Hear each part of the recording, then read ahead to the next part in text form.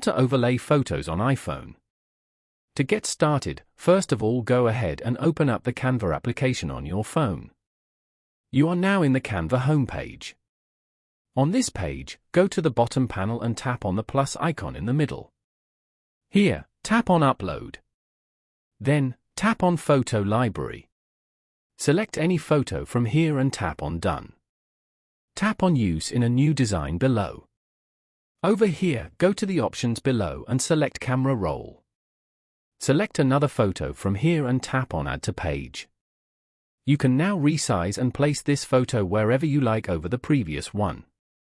Once you're done, tap on the Save icon at the top. Here, tap on Save Image. You have now successfully saved this design to your camera roll.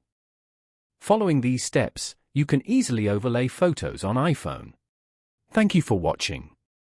Please leave a like if this tutorial helped you, or leave a comment below if you have any questions related to the video.